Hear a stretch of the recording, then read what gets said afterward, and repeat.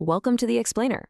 So, if you've been keeping an eye on the AI engineering space lately, you are probably witnessing one of the absolute biggest comeback stories unfolding right in front of us. For a while there, OpenAI went from being the totally dominant force to feeling, well, honestly, kind of mid when it came to coding. A lot of developers basically forgot OpenAI even existed for complex engineering tasks, and they all flocked over to highly capable tools like Anthropic's Claude Code. But over the last few weeks, OpenAI has mounted this massive return with their brand new, fully agentic system, CodeX. And no, just to be clear, this is not the retired 2021 model. This is a completely modern powerhouse. So the big question on everyone's mind right now is, can the reigning champion Claude Code actually hold its ground against the new CodeX?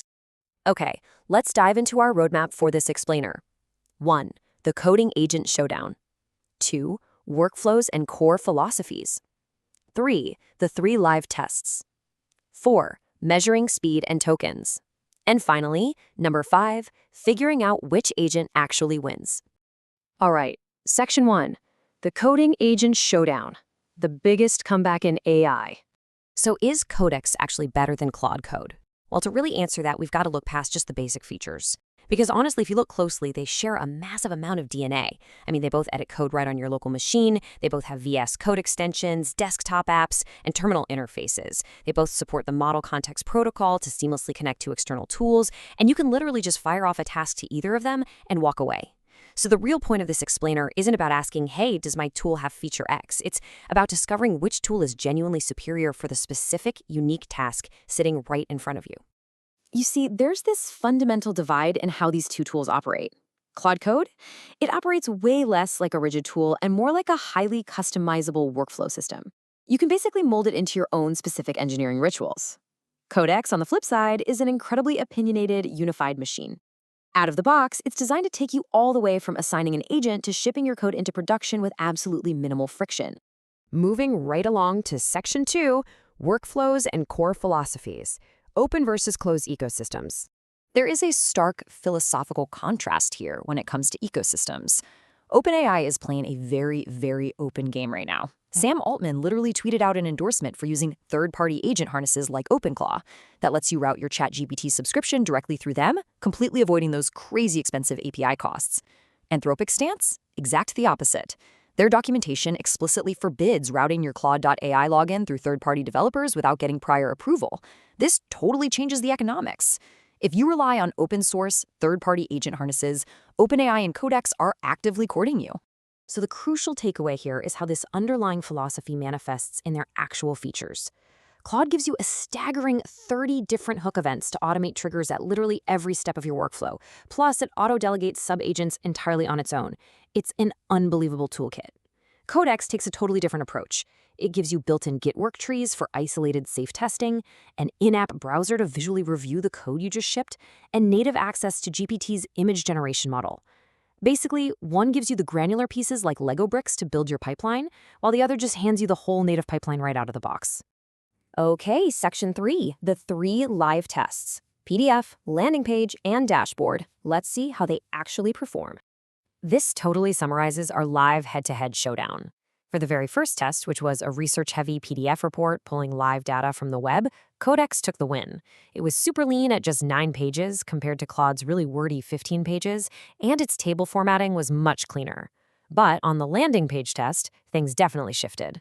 CodeX was faster, sure, but Claude produced significantly better animations and visual layouts, even if it, hilariously, completely forgot to add the company logo. Whoops. Finally, the dashboard test was an absolute blowout for Anthropic. Claude brought back this stunning, fully functional dark mode dashboard, while Codex returned something that felt, honestly, pretty generic and bland.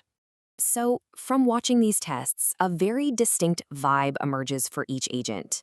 Claude Code feels like your creative brainstormer. It's the partner you want sitting next to you when you're wrestling with a really complex visual problem or system architecture. It plans tasks incredibly tightly before it even starts executing. It actually pushes back if you're heading down the wrong path, and its front-end execution is highly polished. Conversely, Codex acts way more like the obedient executor. It doesn't complain, it just grinds through exactly what you told it to do.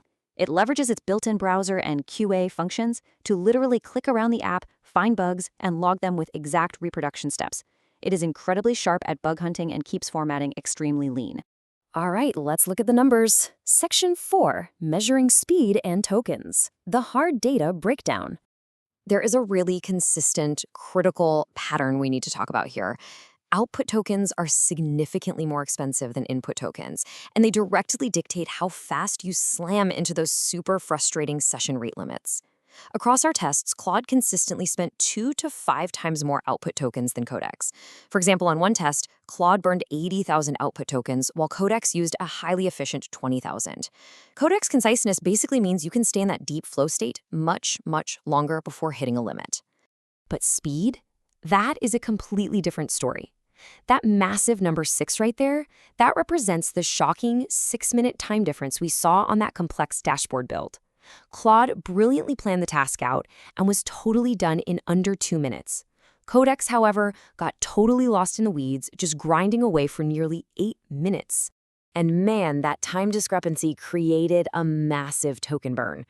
While CodeX is leaner on output tokens generally, when it faces complex front-end planning, it has this tendency to just grind through heavy, repetitive iterations. On that dashboard test alone, Claude used a highly efficient 283,000 total tokens. CodeX, it burned through a staggering 1.64 million tokens to get to a functionally similar but visually inferior result. It's wild. Okay, bringing it all together. Section 5. Which agent wins? Choosing your champion.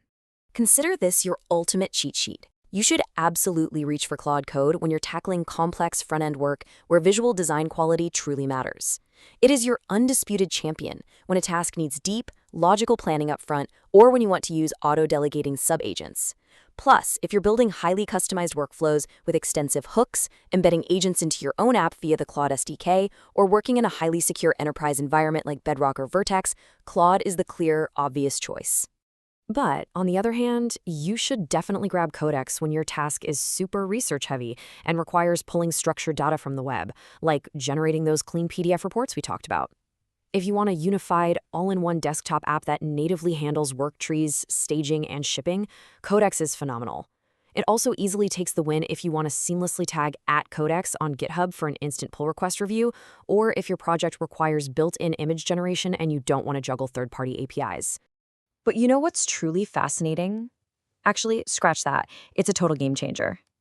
Top developers are finding massive success by just refusing to choose only one. They are actively leveraging both. They use Claude Code's creative brilliance to brainstorm, define the entire system architecture, and plan out the heavy front-end work.